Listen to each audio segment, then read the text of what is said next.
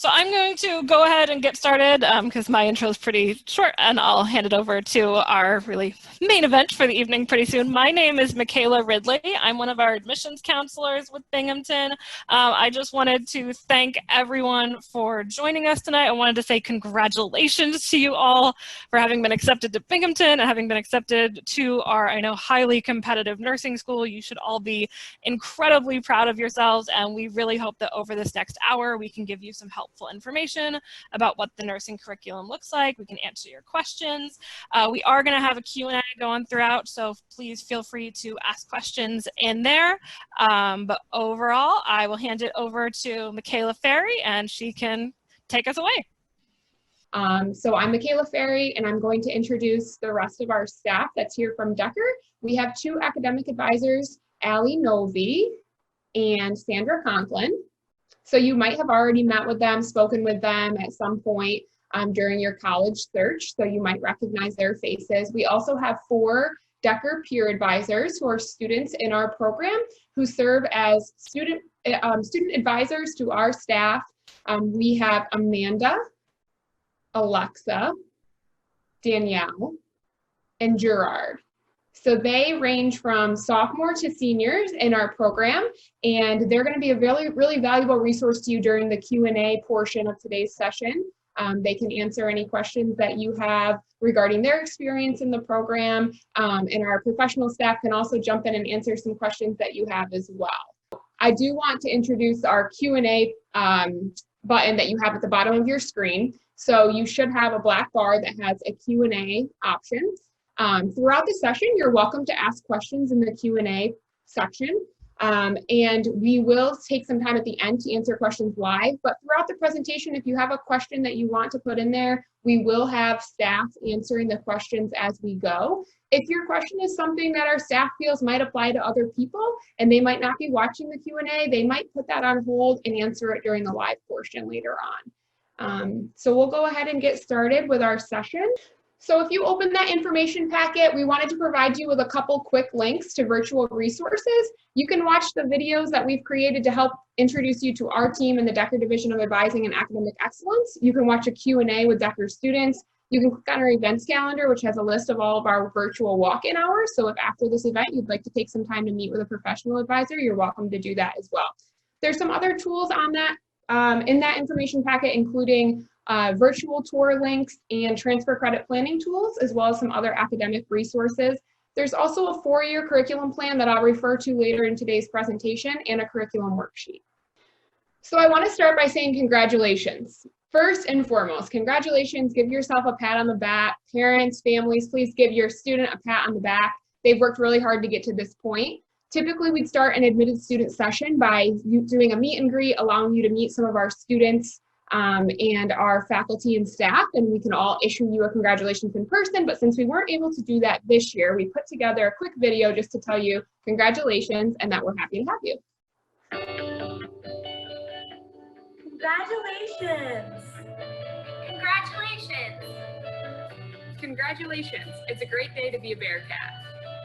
Welcome! Congratulations on your admission to the Decker College of Nursing and Health Sciences. Congratulations and welcome to Decker. Congratulations on your admission to the undergraduate program. Best wishes. Congratulations! I'd like to take this opportunity to congratulate you on your acceptance to the Decker School of Nursing. We look forward to seeing you when you enroll. Congratulations. Congratulations. I can't wait to meet you. Virtual high five. Congratulations. Welcome to Binghamton. Congratulations. Congratulations. We're so happy you're joining us. Congratulations on your admission to Decker. Congratulations. Congratulations and welcome to the Decker College of Nursing and Health Sciences. Congratulations. All right, so congratulations. You were selected amongst applicants from all over the country who applied with very high credentials, and you were selected amongst the best and brightest candidates. So we're happy to have you here today. I'm sure many of you have actually also been admitted to other rigorous nursing programs, well-known nursing programs. And so we want to take a minute first to talk about why us? Why choose Binghamton University and the Decker College of Nursing and Health Sciences? For us, it comes down to about 4 things: reputation, value, practice, and outcomes. Binghamton has made a name for itself worldwide, and the Decker School of Nursing and the Decker College of Nursing and Health Sciences is highly respected in healthcare systems throughout the country. For New York State residents, there's really no better value. In addition to having New York State tuition or SUNY tuition, we also have a plethora of scholarship opportunities for Decker students and Binghamton students to apply for that are decided on due to financial need and academic merit. It's a great value for the education that you receive. Students in Decker are required to complete over 700 hours of clinical practice with simulation and clinical experiences outside in the community. We take a lot of pride in preparing our students to enter the career of nursing immediately after graduation. As far as outcomes go, our programs are all accredited by CCNE and the New York State Board of Regents. We're really proud to announce that we just finished our 10-year accreditation process, and so we are reaccredited with CCNE through June of 2029.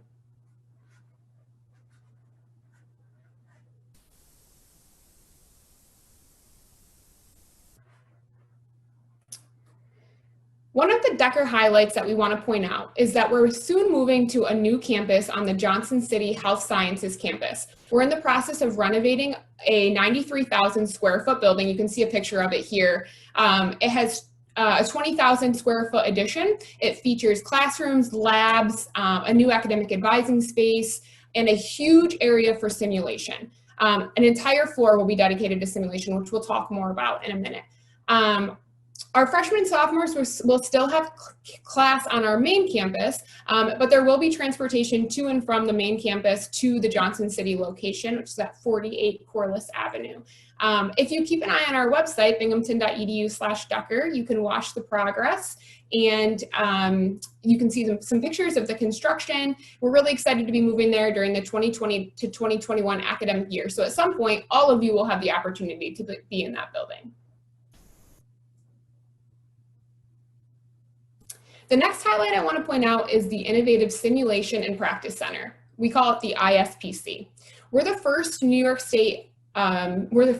in New York State to have an accredited simulation center. Here you can see a picture of our control room with students working inside of our simulation center. Our ISPC houses a family of high fidelity simulators, which replicate experiences with patients at the newborn, pediatric, and adult level. We even have a birthing simulator, which is a huge hit with our students. We currently have a 10-bed hospital ward, a 4-bed exam area, 3 exam rooms, and 2 simulated hospital rooms, but our new building, as I mentioned, will include 10,000 square feet of space for simulation experiences. So we're really excited to expand our simulation and offer students more opportunities to get that hands-on learning experience. The next Decker highlight I want to point out is the level of support that you'd receive as a student in our program. Decker faculty and staff work really, really closely to make sure that our students have the support they need to succeed. The Division of Advising and Academic Excellence staffs professional and peer advisors. As I mentioned earlier, we currently have 4 professional advisors and 8 peer advisors. So we offer walk-in hours throughout the week. We offer appointments. We currently are offering email, phone, and virtual Zoom appointments with our students to make sure that we're still maintaining the same level of support that we would on our campus. In addition to professional advisors and peer advisors, students are matched with a faculty advisor during their junior year, so they have a relationship with a faculty member who's often still practicing as a nurse as well. They just get that other level of support that on the professional side we can't provide because we aren't nurses. It's a great relationship and an opportunity to build a relationship with somebody in the nursing profession and prepare for a career in that profession. Students can start taking advantage of those conversations and talk about their resume, their interview skills, where they might want to work after graduation, whether they want to go to graduate school, and more. Finally, I want to introduce Starfish. Starfish is the program that we use to connect our staff and faculty to make sure everybody's in the loop when it comes to working with a student. So we will use Starfish to keep notes on advising meetings with students. Our faculty advisors will do the same. We will also use Starfish to connect students to campus resources with referrals. We also use Starfish on the faculty side to issue kudos and flags to students during classes. So if a student's doing really well in a class, they'll get a flag, or they'll get a kudos, which basically just says, keep up the good work, you're doing really well. They might get a flag on their Starfish account, which means, hey, you could be doing better in this class if you do X, Y, and Z. And then our advising staff can see that and say, hey, I'm going to reach out to this student and offer a little bit of extra support. So we love Starfish. We use it every day. If you enroll here in the fall, which I hope that you all do, you'll have an opportunity to become familiar with Starfish right away. The next thing I want to point out about Decker, it's a little bit unique, is that we offer a nursing, living, and learning community for students that are admitted as direct entry freshmen. It's a completely optional experience for students that choose to live on campus in the fall, but the NLC provides a unique experience in that it offers students the opportunity to live amongst other nursing students with a nursing student resident assistant as well. The NLC puts on events in coordination with the NSA, the Nursing Student Association, which are focused to career and personal development. They might even just be social events, but it's an opportunity to meet and mingle with your other fellow nursing students. The other perk of living in the NLC is that there is a study lounge that's ideally suited to support the educational needs of our nursing students. So there's to scale anatomy charts, there's flashcards that are specifically focused on, NCLEX style classes and pharmacology topics, as well as microbiology and the other prerequisite courses. So it's a really nice experience. Some of our peer advisors can talk during the Q&A about their experience living in the NLC, and it's a decision that you'll get to make if you choose to live on campus here in the fall. Moving on, I want to talk a little bit about our program details. Our program is designed so that the first 2 years are nursing prerequisites and general education courses, and the next 2 years are all of the nursing coursework. So we have a mix of students here today joining us for this webinar. We have students admitted as freshmen, we have students admitted as traditional sophomores, and then some admitted as traditional juniors. So you can see in the curriculum plan, which is also included in your information packet for your reference, that these first 2 years are a mix of English courses, science courses, statistics, a math course, and some psychology courses. And then there's areas where you fit in a general education course or an elective. We work really closely with our students because we recognize that not everybody coming in as a freshman will need to take chemistry and psychology. Some of you might already have college level coursework, including those courses. And so your professional advisor will work with you at orientation to make sure that your schedule fits your specific needs. Along the same lines, if you're coming in as a sophomore, you might have already taken anatomy and physiology or statistics. We will work with you at orientation, and your assigned professional advisor can speak with you ahead of time if that's helpful to you, to make sure that your schedule meets your needs and that you're ready to start your nursing courses in the fall of your junior year. So skipping down to that third year, you'll see all of the courses from there on out are nursing specific courses. In the first semester, a student will take 4 nursing courses. 2 of those courses have a lab included, Nursing 321 and 322. Your first clinical experience will come in Nursing 321, Nursing Assessment of Clients, and that experience will be in a long-term care facility, usually in a nursing home here in Binghamton. Once you enter the spring of your junior year, you start a full clinical schedule with 2 full days a week of clinical, and then lectures for each of your courses as well. You'll continue with that schedule through the spring of your junior year and the fall of your senior year. And in the spring of your senior year, you enter your capstone clinical experience, which is Nursing 471, the practice of nursing. You'll have, practice of nursing 5. You'll have an opportunity at that point to assess the experiences that you've had so far and put a request in for a site for your 471 placement.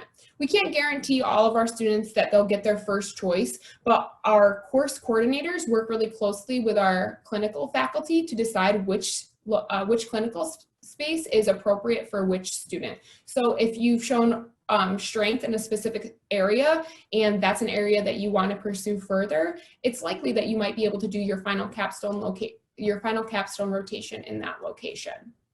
A lot of our students choose to do their 471 in a med-surg unit because it's a well-rounded experience and exposes them to a lot of different options, and that's totally fine too. We don't expect that all of our students know by the time they reach their senior year which area of nursing they might want to go into, but our goal is to make sure our students are exposed to every area of nursing in those 2 years and can make, you know, informed decisions when they're choosing their first career as a nurse. Students in our program do have an opportunity to pursue some additional options on top of their degree. Students can choose to participate in research, both nursing specific or just a university research experience. We have opportunities for students to pursue minors. We have 2 minors in the Decker School of Nursing, Health and Wellness and Forensic Health. Quite a few of our students do pursue a minor outside of the Decker School as well. So we have plenty of students that complete a minor in a foreign language or just another area that they're really interested in, and that's totally okay. So we work with Harper College, which offers a variety of different minors, and we work with our students to make sure that they can tailor their education to what they're really interested in. We also do have an opportunity for students to study abroad, typically during their sophomore year. So students, if they're interested in that, we just tell them, get ahead of the game, talk to your professional advisor as soon as possible so that you can work on scheduling your courses so that your semester abroad is feasible. We do have quite a few students that also contemplate completing a double degree. A common option would be students that are specifically interested in psychiatric nursing. We have a couple that will fulfill both the requirements for a psychology degree and a nursing degree and graduate with a double degree. So if you're interested in any of these opportunities, it's really never too late to get involved in something, whether you're coming in as a freshman, a sophomore, or a junior. Just talk to your professional advisor either now or at orientation or in the coming months, and you can get started scheduling yourself so that these options are feasible for you to complete prior to graduation.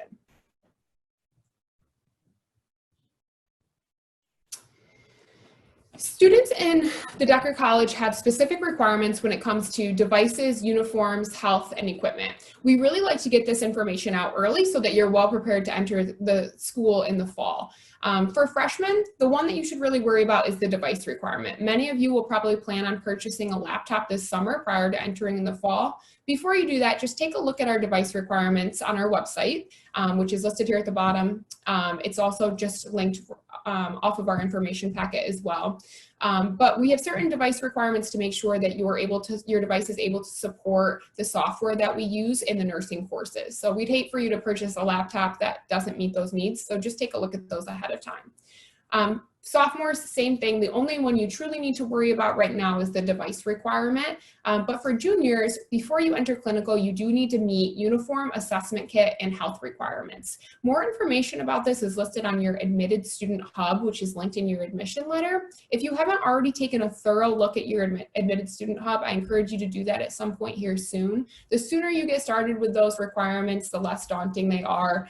Some of them just take a little while to complete, and this gives you plenty of time to ask questions if you have any once you're reviewing those requirements.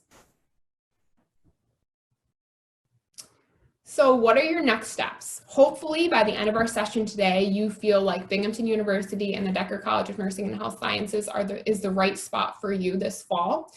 So from there, you'll want to make sure that you pay your deposit by the May 1st deadline. You can do that right online in your status checker. You'll want to watch for info from Residential Life if you're planning to live on campus. And then you'll want to plan to attend our mandatory orientation this summer. For freshmen, that'll be held on July 13th and 14th tentatively. And for transfers, that'll be held on June 17th tentatively. We will be sending out more information to deposit paid students in early May about orientation and what you can expect from that. But just as a heads up, you typically register for classes, get acquainted to campus, meet some of your fellow nursing students and students pursuing other majors, and have an opportunity to hear from other offices and campus services and just learn a little bit more about our campus. So it's a really informative session, and I encourage you to attend if you're available. Before we kick off our Q&A, I want to leave you with a message from Dr. Mario Ortiz, who's our Dean of the Decker College of Nursing and Health Sciences. He's put together a little video because, again, he didn't have an opportunity to meet you today like he would have liked to. Congratulations and welcome to the nursing program. I'm Mario Ortiz, the Dean of the Decker College of Nursing and Health Sciences. Although these unusual circumstances mean we're unable to meet in person right now, I'm still thrilled to be able to speak with you. Decker is ranked the 7th best nursing school in New York State and has earned an enviable reputation among nursing programs worldwide. Rigorous academic coursework combined with hundreds of hours of hands-on learning make Decker graduates exceptional. Nursing students get to use high-end technology such as specialized patient simulators that can be programmed to breathe, bleed, and talk so nursing students can practice their skills before working with real patients. The success rate of our graduates is outstanding, with many assuming leadership roles in practice, education, and administration throughout the nation. These are just some of the reasons future nurses choose Decker. Stay happy and healthy, and I'll see you in the fall. All right, so that's it for our formal presentation. I want to turn it over to our academic advisor present today, Allie Novi, who's going to kick off our Q&A session. So go ahead and start asking away. I'll stop sharing my screen so you can see all of us in the webinar. Hi, everyone. Thanks for attending today. We'll start getting into some of the questions. So I see one person asked, are there any drawbacks to transferring into the nursing program sophomore year? So Danielle, one of our peer advisors, did transfer in as a sophomore. So I'm going to let her kind of talk about this, and then we can go from there. Hi guys, congratulations. Yeah, so I transferred to Decker as a sophomore from a different college. I felt not one drawback, actually.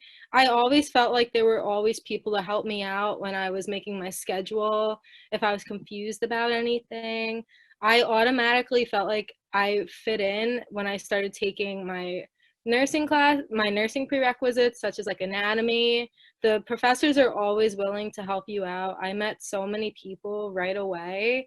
I truly felt like as soon as I came to Binghamton, that I just belong there. Yeah. Perfect. Thank you, Danielle. Someone else did ask, for a sophomore guaranteed transfer option into Decker, will we miss any nursing things freshman year? So Danielle, I'm going to go back to you for this, but then I'll also ask another peer who did come in as a freshman, just to give both sides.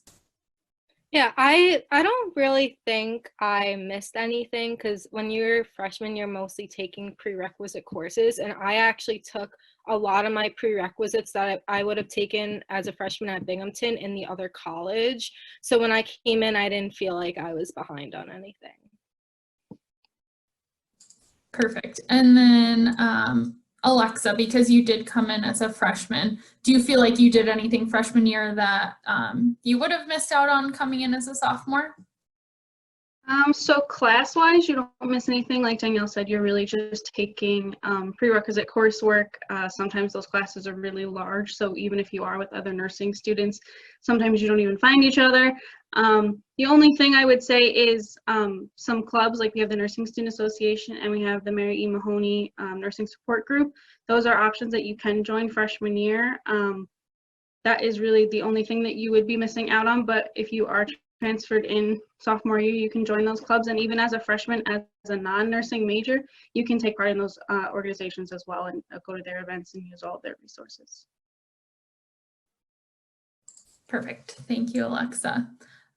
So Kevin is asking, hello, I'm an older transfer student and I wanted to know what the best choice for housing.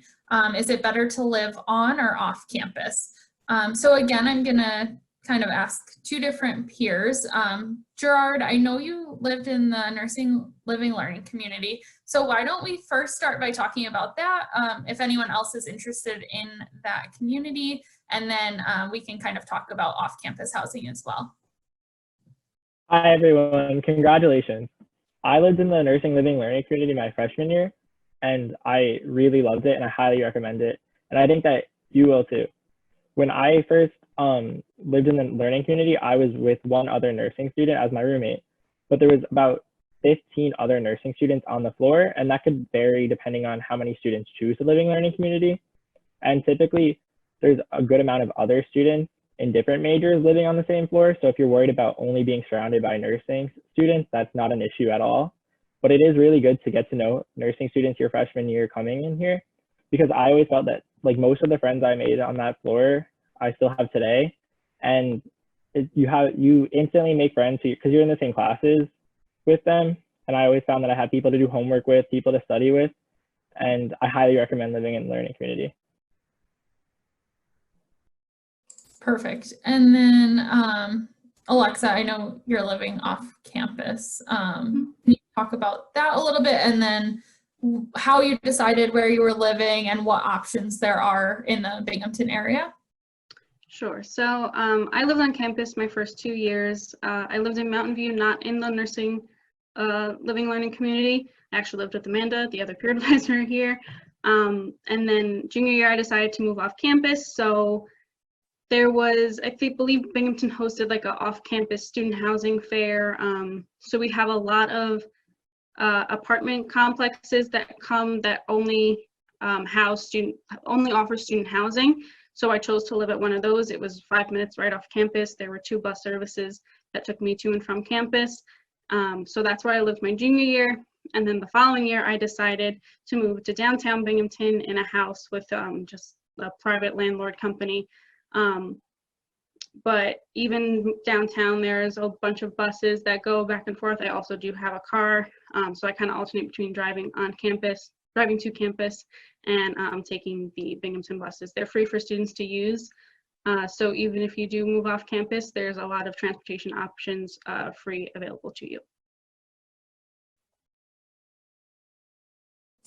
Thanks, Alexa. Let's see. So another question. So an anonymous attendee asked if you want to transfer into the School of Health but do not want to be a nurse. So at this time, our only undergraduate program in the Decker College of Nursing and Health Sciences is the nursing program. So that may be changing in the future, but as of right now, nursing is our only available undergraduate option. So, all right. Aside from that, I would like to ask some of our peer advisors what their clinical experiences have been like. So I'm gonna start with Danielle because she's currently a junior, and then I'll have Alexa talk about her senior clinical coursework as well. So clinical has been by far my favorite part of the nursing program. Even though we're taking online classes now, the experiences that I've had so far have been amazing. So I just finished clinical rotations in pediatrics and psych, and pediatrics was my absolute favorite one. And I'll just share a little story. My first patient that I had cerebral palsy, and she couldn't talk, she couldn't really move, she would just make like noises from her mouth. And one of the nurses knew that she loved music, so she had her own little boombox. And when she was taking care of her, she was like really anxious, like fidgeting around. And I got one of her toys and started kind of like dancing to the music. And she had like the biggest smile on her face. And she actually kept like holding my hand. It was so sweet. And it's just like those experiences is like what makes you like really want to be a nurse, and it just has been such an amazing experience so far. Thanks, Danielle. Alexa, can you tell us a little bit about what your experiences have been like as a senior? Sure. So being a last semester senior, I've had pretty much the whole trajectory of clinicals that we offer. I've done geriatrics, pediatrics, psychiatrics, obstetrics, med-surg. Am I missing anything? I'm not sure. Point is, we have a wide range of them. So for my capstone clinical, I actually requested to be on a labor and delivery unit because that is my interest, and I actually did not get placed on that unit. There was no space in the hospital that we were at, so I got put on a telemetry unit, and it was, even though I was disappointed I didn't get my unit of choice, I actually was really pleased with where I was because I was able to learn so much more than I think I would have learned on a specialty unit. And the capstone clinical experience is really unique because you get to work one-on-one with a nurse preceptor. So that's like an employee of the hospital, whereas opposed to the other clinical experiences, you work with your instructor, usually from 10 students to 1 instructor.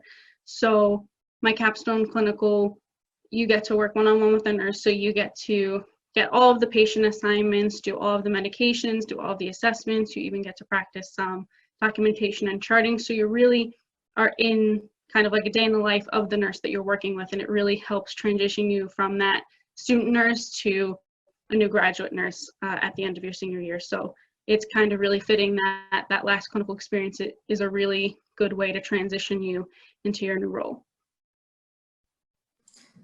Thank you, Alexa. So next, an anonymous attendee asked, how many hours do you study on average per week as a nursing student? So why don't we start with Gerard, since right now Gerard's finishing his prerequisites, and then we can hear from a peer that is currently enrolled in the core nursing coursework. Hi. So currently I study probably 10 to 12 hours a week, but this also depends on like the coursework that's like required for that week.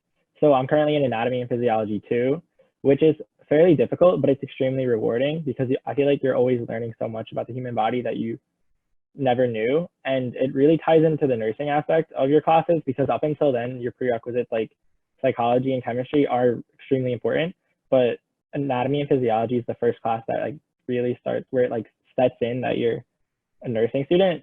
And I found it like really helpful, but I have to study a lot. So I study 10 to 12 hours a week, but freshman year I studied a little bit less. And you typically learn how to study pretty early on for all of your tests and quizzes. And once you start to getting a good routine and learn how you choose to study and like what you like to study, you'll be fine. Thank you, Gerard. So why don't we next hear from Danielle? Why don't you talk about how much you're studying per week since you're in clinical coursework right now? So I study a lot. I study almost every day. I couldn't really tell you how many hours a week I study, but it's basically every day. I feel like you always have something to study for, but it also depends on what type of person you are. I know like some of my friends can study a few days right before the test and they have a really good memory and they understand everything right away, or they understand everything as soon as you start class, as soon as the teacher teaches, and they just get it off the bat. Me, it takes me quite a while to understand certain topics. Like I'm taking pathophysiology right now, and it's kind of like a mix of anatomy and physiology with like microbiology, and it's a lot of like hard concepts, a lot of memorization. And I know for me, it takes me a few weeks to like start understanding the concepts, but overall, like it's just really about time management and what you think is best. Thanks, Danielle. So next, we have another anonymous attendee is asking, what support systems does Binghamton have to help nurses find jobs after graduating? So Alexa, as a last semester senior, why don't you kind of touch on the experiences that you've had with looking for employment? Sure. So one of our biggest resources for employment outside of Binghamton is the Fleischman Center. That's our career development center. I've gone to them numerous times. They offer resume help, interview tips. They connect you with alumni for future employment. So I'm from Long Island, so I've been connected with alumni that work in New York City and on Long Island. They also have their own separate platform that's similar to LinkedIn. It's called Handshake. There you can create a profile, and they'll send you updates on job postings that they think would fit your profile. So I'm a nursing major looking for jobs downstate. So that they'll send me job updates when they come through. The Fleischman Center will work with you to craft your LinkedIn profile.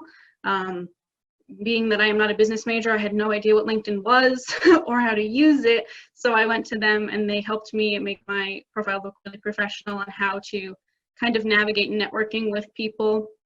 And so that's really your one-stop shop for employment opportunities outside of Decker. I haven't found one yet, but I'm in the process, so wish me luck. Thanks, Alexa. I'll speak to that a little bit as well. So our office tries to coordinate some different employer events. So we hosted an employer week in the fall, and then over the winter, there's what's called New York City Connect. So we have different site visits at hospitals in the New York City area.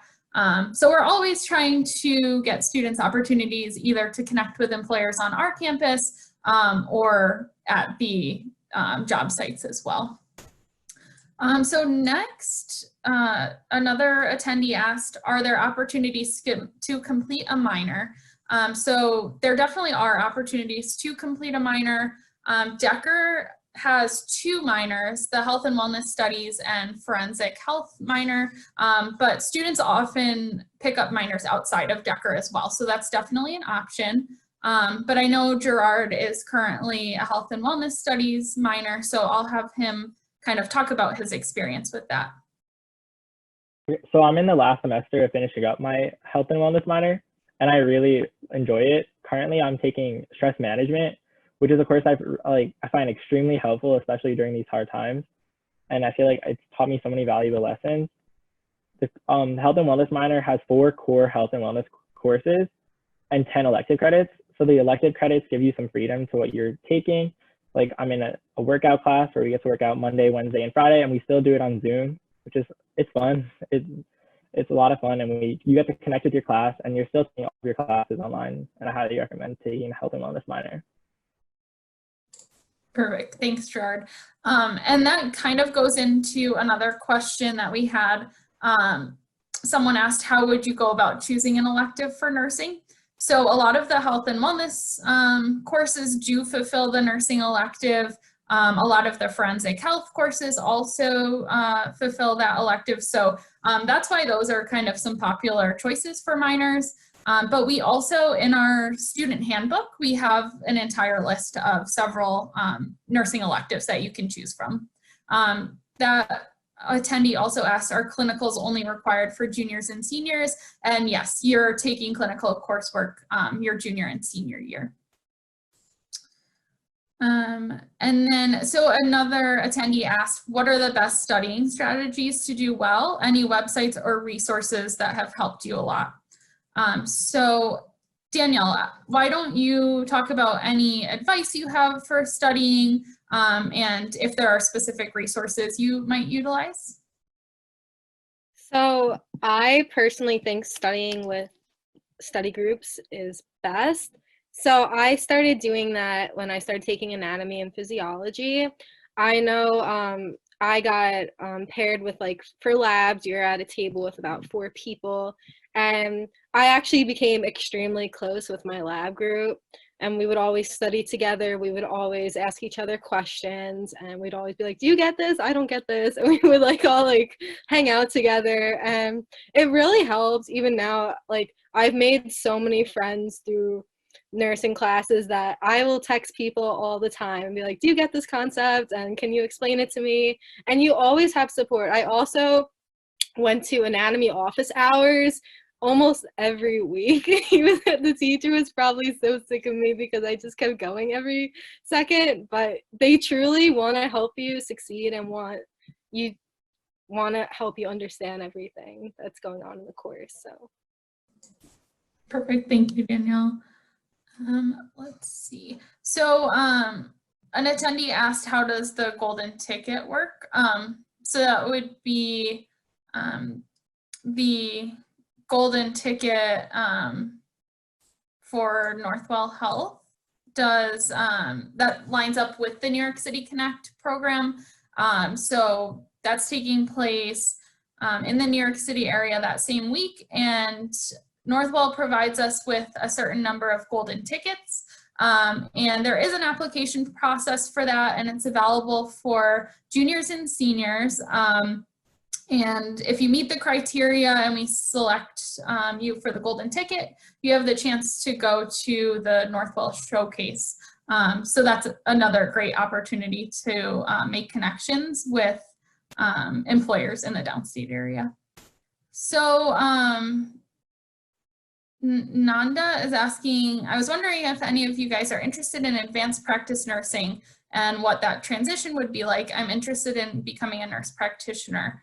I'm not sure off the top of my head if any of you are specifically interested in nurse practitioner. Can you raise your hand if you might be? Danielle and maybe Alexa. Well, why don't I have Alexa kind of talk about if you've looked into any programs and what your advice would be for navigating that, because you are graduating. So any advice that you could provide? Okay, yeah. So I haven't done a ton of research because that plan is kind of 5 or so years down the line, just in my head. But I do know that a lot of programs will want you to work as a nurse for at least 1 to 2 years. Sometimes programs will accept you without that experience, but just kind of, I believe that being a nurse first kind of benefits you with that solid clinical foundation before you go on to advanced practice nursing. And a lot of programs, they require the experience. A lot of them, I think, kind of require a 3.5 GPA-ish. Again, that kind of depends on the school, but definitely while you're here, aim to kind of excel in those nursing courses. And basically just work a little bit first, and then that way you'll kind of navigate yourself as to what specialty you want to pick. I know at Binghamton, our grad program has adult gerontology, family practice, psychiatric, and I think that's it. But some schools might offer other programs. So if you really try and work in an area where you think you want to specialize in, you have that foundation in like the back of your belt, and then you know, pick whichever school interests you and accepts you and you think you'll excel at. I'm actually going to add a little bit to that as well. A lot of employers will pay for their employees, their registered nurses, to continue their education and earn a further certificate. So becoming a nurse practitioner, for example, might be covered as part of your package for accepting a position in your first job. So we often encourage students when searching for employers during their senior year to consider that as a factor if they think they might want to go on to graduate school and become nurse practitioners, or just further their education with a master's in nursing or a doctoral level degree, to first speak with their potential employers about tuition assistance and other benefits that they would offer. So Jelaine is asking, how was the pre-health microbiology course? So Danielle, why don't you kind of talk about that a little bit? It was definitely a lot of work, but I thought it was very interesting because I took it along with anatomy and physiology, and a lot of the concepts did overlap. So you would like learn something in anatomy and then somehow it would pop up in microbiology and you'd be like, oh, I understand that. It's definitely like time management, like I said before. I personally would always try to study ahead of time. I always like typed out my notes and then printed them out. I also went to the teacher for office hours. So as long as you manage your time, everything works out. I am going to ask one that we kind of prepared ahead of time because I think some people might be wondering this. But Alexa, can you talk about what NCLEX preparation you've received throughout the program? Sure. So Decker doesn't offer any formal prep materials. We don't have a partnership with any one company, but from your junior year on, all of your tests are NCLEX style questions. So they're worded the same way as NCLEX questions are. There are select all that apply and what they call alternate form questions. So for example, they'll show you a diagram of a chest and they'll say, where would you hear the best heartbeat sound? So those question styles, and we also take our exams online on the computer, which emulates the style of the NCLEX exam. And then For formal, really formal kind of purchasing a prep material, the Nursing Student Association hosts several companies that come and speak to us about their products, and it's kind of just choosing the best one. You know, you kind of compare prices, you compare what packages offer. A lot of our students use either Kaplan, Hearst, or UWorld. I just recently purchased UWorld. So really that's kind of on your own time to choose which package you prefer. It also depends on what kind of learner you are. So UWorld is a strictly online package, whereas Kaplan and Hearst offer in-person reviews if that's more suitable to your learning style. But that's really my NCLEX prep in a nutshell. And usually the prep you get lasts for about 3 months, and then you take your NCLEX. Typically students take it in July after graduating, but you do have the opportunity to take it whenever you want after receiving your degree. Perfect, thank you. Let's see. There's a specific question for Alexa in the chat. Alexa, were you able to get any summer experience in the New York City area? Not in New York City, but on Long Island. I actually went to the Golden Ticket event that Allie was talking about before. I went to that with Northwell Health, and I got an externship over the summer at a hospital on Long Island through Northwell Health. And it was a really great experience. I recommend it to anybody who wants to get a summer experience. It's really beneficial. You don't really realize how long the summer is and how quickly you can start to learn the skills that you learned junior year. So it's just a great opportunity to practice that, whether you get an externship or I also recommend a nurse's aide position. Just doing something over the summer is really beneficial. All right, I'm quickly going to address the other two questions that we currently have open in our chat. The first question is about the foreign language requirement. Our foreign language requirement is 3 high school levels of foreign language. So typically like a 7th or 8th grade foreign language doesn't count unless it's a high school level, or a grade of 85, with a grade of 85 or better, I'm sorry, in the final average, or a grade of 85 or better on the New York State Regents or LOTE exam. If you're an out-of-state resident and you didn't take those, we would use the final average of your 3rd year of foreign language. If you have specific questions and you want to run a transcript by anybody in our office, please feel free to send a picture of your transcript, or if you've obviously already applied, we can access your transcripts typically to Bingham or to Decker at binghamton.edu, and that will come directly to the Division of Advising and Academic Excellence, and we can review that.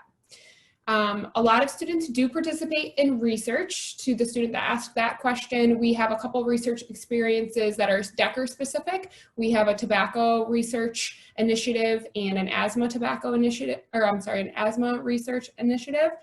Students can participate in that at any time during their program, so they can be freshmen through all the way through senior year.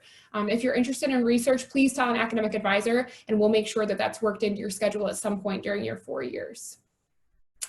Unfortunately, that's all the time that we have. If you have additional questions, please do not hesitate to email decker@binghamton.edu. We will get you an answer as soon as possible, likely by the end of the day on Monday. And if you have specific questions about how your coursework would transfer, that's an excellent time to connect with your professional advisor that's assigned to you upon admission and paying your deposit. So I want to remind you that your deposit deadline is May 1st, and encourage you to send in your deposit as soon as you're sure on your decision, because we will match you with a professional advisor and begin having those conversations. But if we can be of any more assistance to you, please don't hesitate to reach out. We know this process can be really difficult in choosing the right school for you, so we're happy to help in any way that we can. We appreciate you coming today and spending time with us online.